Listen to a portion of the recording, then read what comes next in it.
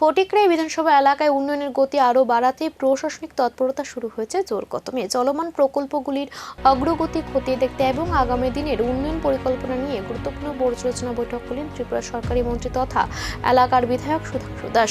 মন্ত্রী সুধাংশু দাসের পৌরোহিত্যে আয়োজিত বৈঠকে উপস্থিত ছিলেন ঊনকোটি জেলা পরিষদের সভাধিপতি অমলেন্দু দাস, কুমারঘাট পঞ্চায়েত সমিতির চেয়ারপারসন সুমতি দাস, জেলা শাসক ডক্টর তামাল মজুমদার সহ বিভিন্ন দপ্তরের আধিকারিক, পঞ্চায়েত প্রধান ও সচিবরা।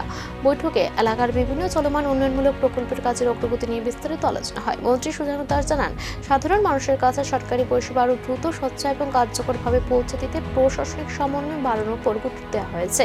পাশাপাশি চলমান প্রকল্পগুলির কাজ নির্দিষ্ট সময়ের মধ্যে শেষ করার নির্দেশও দেওয়া হয়েছে সংশ্লিষ্ট দপ্তরগুলিকে। ফটিকরাই বিধানসভার অন্তর্গত সমস্ত গ্রাম পঞ্চায়েতের অধীন যে সমস্ত চলমান কাজগুলি রয়েছে, বিশেষ করে PWD, RNB, DWS, RD department, PMGSY এবং পাওয়ার ডিপার্টমেন্টের তাদের যে চলমান কাজগুলি আছে সেগুলি সম্পর্কে আমরা সবার কাছ থেকে তাদের মতামত চাইলাম।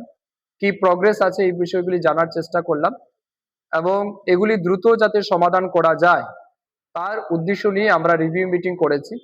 আমাদের এই রিভিউ মিটিং এ আমাদের সাথে উপস্থিত ছিলেন জেলা সভাধিপতি, পঞ্চায়েত সমিতির চেয়ারম্যান, ডিএম সাহেব উপস্থিত ছিলেন, অন্যান্য লাইন ডিপার্টমেন্টের আধিকারিক ছিলেন।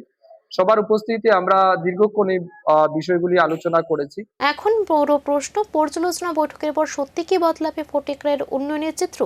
দীর্ঘদিনের পানীয় জল ও বিদ্যুৎ সমস্যার কত দ্রুত মিলবে সমাধান, নাকি বৈঠক আরও আশ্বাসের মধ্যে আটকে থাকবে উন্নয়নের প্রতিশ্রুতি? সেদিকে এখন নজর ফটিকরাইবাসীর।